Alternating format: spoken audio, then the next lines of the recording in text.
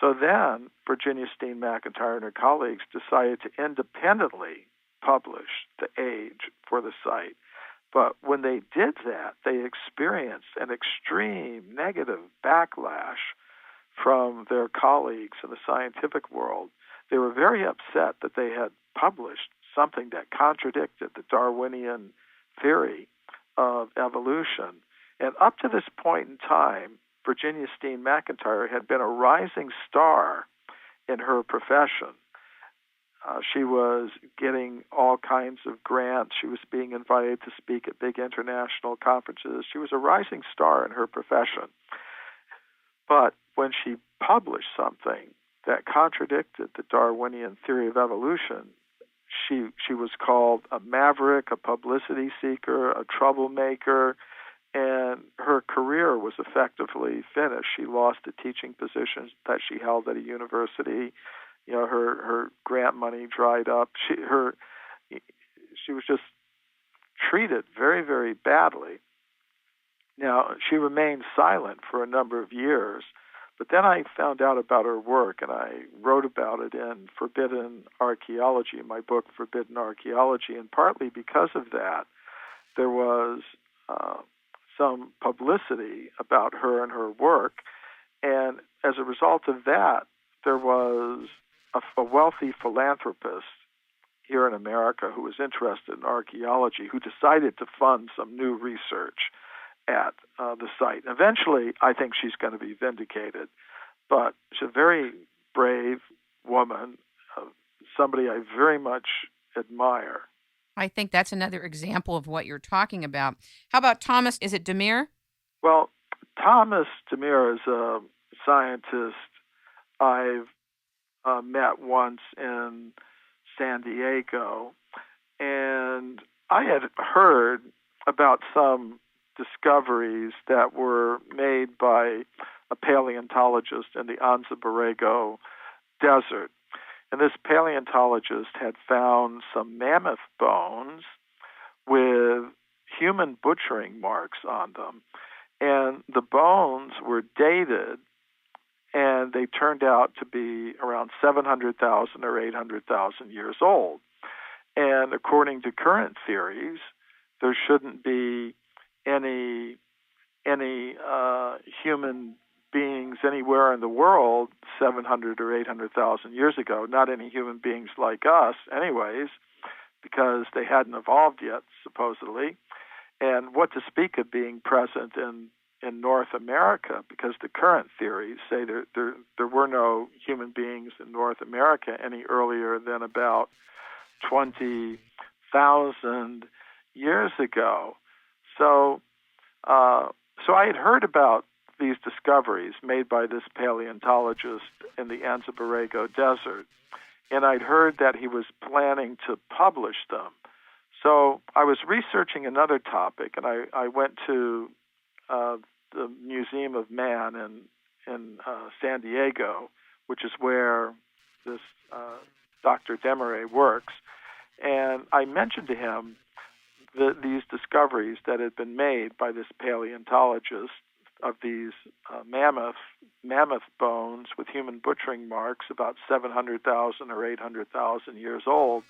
And he said, "Oh, we're aware of that, and we're aware that he's writing a report, but it's never going to get through peer review." And I thought that was important to mention because several months ago I did a segment with Gavin Menzies, who wrote 1421 and 1434, about how Columbus did not discover America and how he had the maps. And we did a show also with a climatologist from Canada about how peer review actually blocks the new discoveries from getting through and almost guards the gate of new knowledge and discovery. And I see it here too. Yes, that can happen. They make up their minds in advance before they even see. They just heard about it, but they already made up their minds in advance. This can't possibly be true, so it's never going to get by peer review. So that can often happen.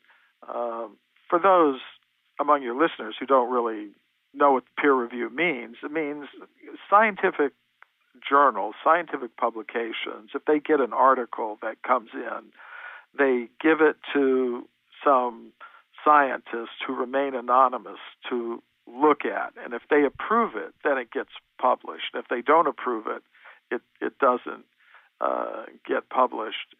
And in one sense, it sounds good, but in practice, an editor, he knows what the different reviewers' opinions are, and if he knows just if he doesn't want an article to be published, he knows just who to give it to, who will spike it, who will make sure that it doesn't get a favorable recommendation to print.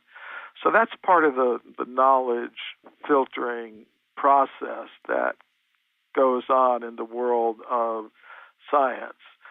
So that's one way in which it operates. It could also operate in terms of giving grant money or giving a person a job as a professor at a university.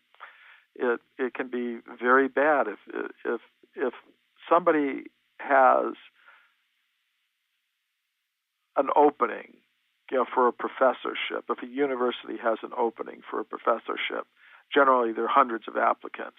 And if it turns out that some of those applicants are in any way connected with anti-evolutionary ideas, they're finished. They'll never get a job at an American university or any other university in the world, practically speaking. So unless you publish on your own, outside of the university setting, you can't introduce new knowledge. That can happen in some areas. Now, some areas of science are more open than others, but this theory of evolution has been given a sacrosanct status in the academic world such that it simply cannot be challenged. And there are other sensitive areas also where the normal scientific procedures simply don't apply. There's certain theories that are so well established in the minds of their supporters that it would be irresponsible to try to criticize them. Or is it a kind of blasphemy? Yes, that's what it amounts to, and you'll be burned at the stake if you criticize some of these theories, not literally, but figuratively. So really, this indoctrination process starts when we're kids in the education environment. Well, it does, because the supporters of the Darwinian theory of evolution now have a government-enforced monopoly in the education system in this country and most countries around the world. It's actually illegal to present any alternative. Are you serious? You mean illegal? Yes, because anytime anyone tries to do that, for example, most people in this country actually do not accept the Darwinian theory of evolution. About 50 to 60% of the American people think that human beings existed on Earth in the beginning in their present form. They didn't evolve from apes. About 50 to 60% of the American people believe that. About 25 to 30% of the American people, according to Gallup surveys, believe that, well, God created the human beings, but he did it by evolution, by evolving them from apes. And the scientists who support the theory of evolution don't believe there was any God guiding it. That is something they just oppose completely.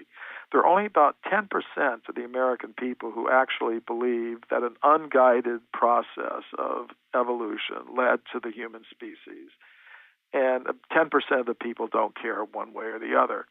So most people don't accept the Darwinian theory of evolution as it's being presented in the science classrooms all over the country.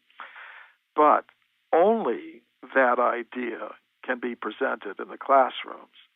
And I think that is something that needs to change, because there are scientists who support alternatives to the Darwinian theory of evolution. There are scientists who support the idea of intelligent design. There are scientists who support various types of creationism, which is a dirty word, a blasphemous word in today's scientific world, but it hasn't always been like that. many of the world's greatest scientists have seen some